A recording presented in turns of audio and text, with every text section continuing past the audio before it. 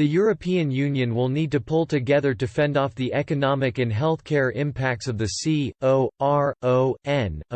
pandemic, but one expert tells Express.co.uk that the bloc's existing feuds from the 2008 financial crash could resurface.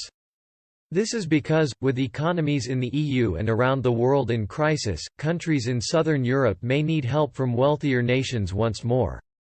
Despite austerity measures, Greece required huge bailout loans in 2010, 2012, and 2015 from the International Monetary Fund, Eurogroup, and European Central Bank. Portugal, Ireland, Spain and Cyprus were also unable to repay debts without the assistance of other countries, the European Central Bank, or the International Monetary Fund. With the coronavirus plunging Italy and Spain into lockdown, countries like Germany are fearing that they. Professor Ian Begg of the London School of Economics told Express.co.uk, in political terms there has been a strong resistance, especially from Germany and some of the other creditor countries inside the Eurozone to this action by the European Central Bank. There are two things going on here.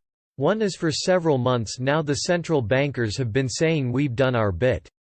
Not just in relation to the health crisis, but also dealing with the slowing down of the economy after 2008. But the fiscal authorities, state governments, have been deficient in what they have done, they haven't stimulated the economy appropriately.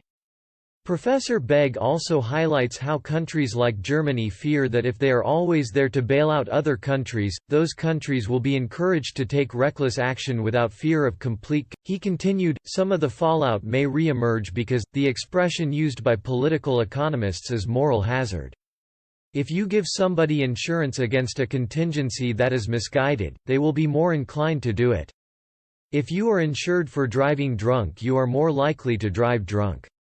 The Northern Europeans frequently cry moral hazard on proposals to share the risks with Southern Europe. They say, if we are generous to the Italians, Greeks, Portuguese and the Spanish, guess what, they will misbehave. Meanwhile, the other side says we need a bit of risk support, otherwise we can't alleviate those risks. This has been a running argument for years now and could resurface if the coronavirus is restricted to a blip in the system. Europe, like many other areas of the globe, has taken drastic economic action to try and fend off. Last month, President of the European Central Bank Christine Lagarde announced a huge bond buying programme worth £680 billion as she looked to stimulate the European economy amid the coronavirus crisis. But the move may cause division in the bloc. France pushed yesterday for a common emergency fund for the EU. French Finance Minister Bruno Le Maire told the Financial Times, "We are thinking about a fund which would be limited in time with an indebtedness possibility for the long-term response to the crisis. It's absolutely crucial to keep the door open for long-term, broad instruments that would allow us to face a post-war economic situation."